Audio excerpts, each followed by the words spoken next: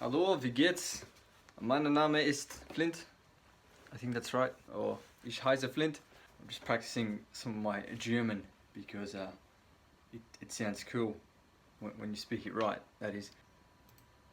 Today's video, we're going to be talking about negative feedback on eBay. What is negative feedback? Well, negative feedback on eBay, you've got positive, neutral, and negative. Neutral's like in between. Positives, obviously, yay, they're happy, and negatives, not so happy. Just got my eBay pulled up there. Now, negative feedback, it's kind of inevitable, like it's gonna happen. I've seen some eBay accounts where they don't have not one negative feedback at all. The way it works is that over 12 months, a rating will stay there. So let's say you get 10 positive ratings and 1 negative. That leaves you at 10% negative, so that'd be a 90% score. And that's how they calculate your feedback score.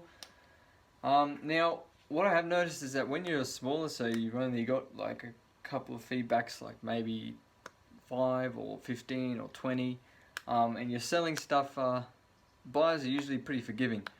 Once you reach 1,000, then it becomes pretty common. Because I was on 100% for like 2 years when I started the business, and then when it got really serious, like just this year, I've got heaps of orders.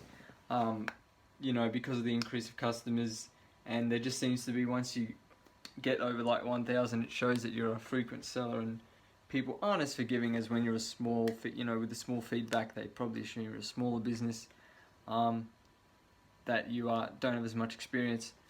So that's one kind of thing I've noticed with the feedback scoring on eBay.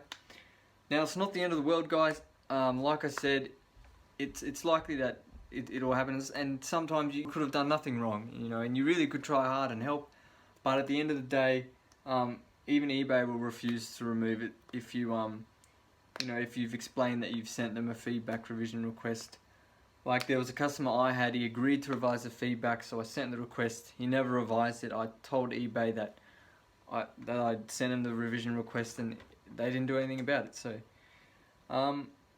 you know, at the end of the day, you'll still get customers. People will look at your feedback, and quite often they will check your negative feedback. The best thing you can do is give a good response. I'm going to give an example of some of the stuff that I have said in response to some of the negative feedbacks that I've gotten. So, one here, someone said their English wasn't very good. This was an international customer. They said, "I'm very sorry to order by eBay. I'm writing so long today is 30th December. They're trying to say that the item hadn't arrived yet. Now, his order was dispatched on time, and it was in the normal delivery period, which is 2 to 3 weeks internationally for this particular order.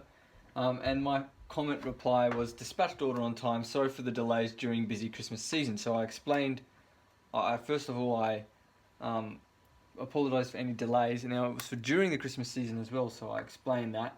And I also there said dispatched order on time. But yeah, like I said, negative feedback's not the end of the world. With the reply to the negative feedback, just you know, be honest as well, and all should be fine. Now, a seller has up to 60 days to leave their feedback, and when you send a revision request, they have up to 14 days to revise the feedback. And once that 60-day period is up, they can't leave any feedback on you. So you're all good. There is a word limit on how many words you can type for a review, for a feedback. So I think the amount of characters, it's like a sentence. It's pretty small. So you want to choose your words carefully when you're writing your response or you're leaving your feedback. Because yes, it's a limited amount of space characters that you can use. Now, after the 12 months is up, their feedback has no effect on the score, and it disappears. That's all for today's video. If you have any questions, pop them down in the comments section, and we'll catch you in the next one.